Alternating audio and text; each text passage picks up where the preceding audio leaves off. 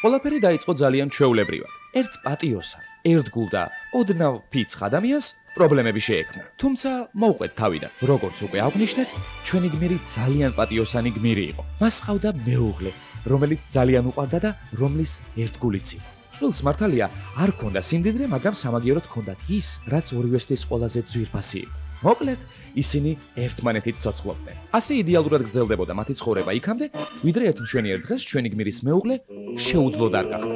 ქმარმა, რა თქმა უნდა, ძალიან ინერვიულა და ცოლი ექიმთან მიიყვანა.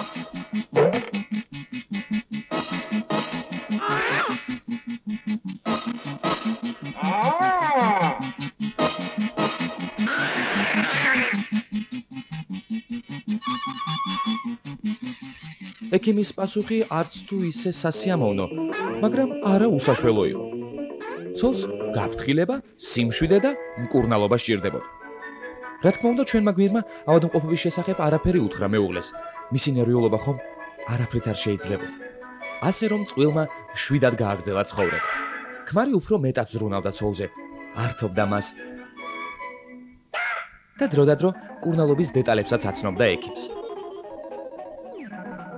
მართალია ცოლს არ მოსწონდა ის ფაქტი, რომ მისი ქმარი უცნობ ადგილებში დადიოდა, მაგრამ ეჭვიანობის საბაბს ვერ პოულობდა.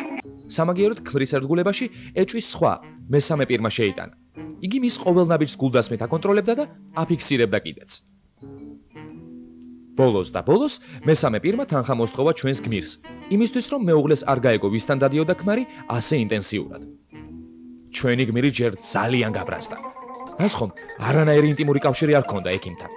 თუმცა იმის შემდეგ რაც დაფიქრდა, მიხვდა რომ შანტაჟისტის მიერ მოწოდებული ინფორმაცია კიდევ უფრო გააუარესებდა მისი ცოლის ჯანმრთელობას. ამიტომ დათქმული თანხა დათქმულ ადგილას მიუტანა.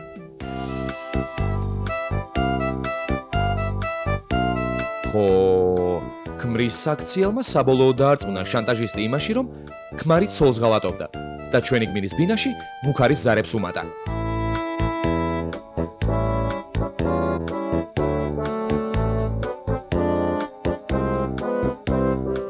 ერთგული გმირი ყოველთვის მორჩილად იხდიდა დათქმულ თანხას. შესაბამისად, ჩვენი გმირის სახლიდან ნივთებიც ქრებოდა. ბოლოს და ბოლოს ჩვენს გმირს მეუღლემაც მოსთხოვა პასუხი. თანაც კატეგორიულად. არანაკლებ კატეგორიული იყო შანტაჟისტიც. არადა, ჩვენს გმირს უკვე არაფერი დარჩა, რითაც არეულ სიტუაციას დაარეგულირებდა. ასე რომ იძაბება სიტუაცია და ჩვენი გმირი საკმაოდ არასასიამოვნო მდგომარეობაში აღმოჩნდა. სამწუხაროდ.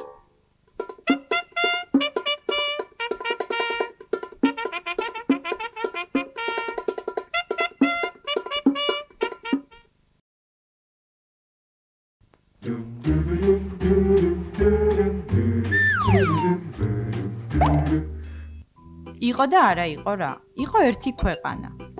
ჩამშვებების ქვეყანა. სადაც ადამიანს თითქმის ყველაფერი ეკრძალებოდა. ასე სჭირდებოდა პარტიას.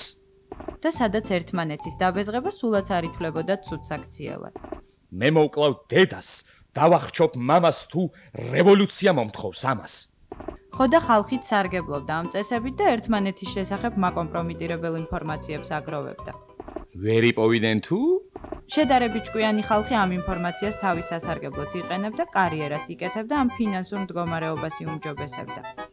თუ გაიგო ცეკას პირველმა მდივანმა ზაუროვიჩს საყვარელი რომ ყავს?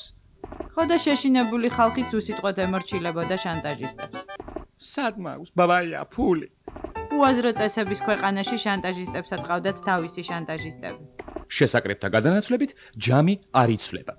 ასე ცხოვრობდნენ იმ ქვეყანაში, სადაც დასამალი ყველას ჰქონდა და სადაც შანტაჟი ძალიან ჩვეულებრივ მოვლენად ითვლებოდა.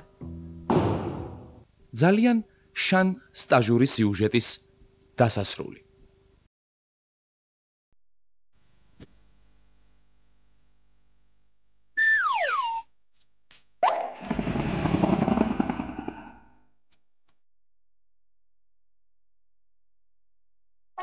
რამდენიმე წლის წინ ამერიკის პრეზიდენტისა და მისი სუსტის სქესის ქვეშ შერდომის არც ისე გული სამაჩუყებელმა ისტორიამ ქალბატონ მონიკა ლევინსკის ნომერ პირველი შანტაჟისტის იმიჯი ჩამოუყალიბა.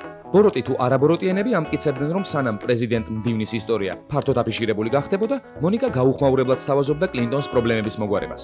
ანუ სოლიდური თანხის გადახდის გზით. ბატონმა ბილმა ამ შანტაჟს ყურადღება არ მიაქცია. არ მიაქცია მაშინაც, როცა მონიკამ ჟურნალისტებს პატარ-პატარა საიდუმლოებებიც გაანდო.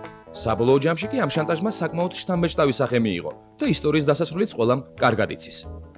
მონიკა ლევინსკისაგან განსხვავებით, დასახულ მიზანს მიაღწია მექსიკის პრეზიდენტის პრესსამსახურის უფროსმა მარტა საახუნმა. ამ ქალბატონისა და მექსიკის პრეზიდენტის რომანი კარგა ხანია გრძელდებოდა. დიდი ძალისხმევის, დაძაბვისა და არც თუ უეშმაკო მეთოდების შემდეგ ქალბატონი მარტა მექსიკის ნომერ პირველი ლედი გახდა.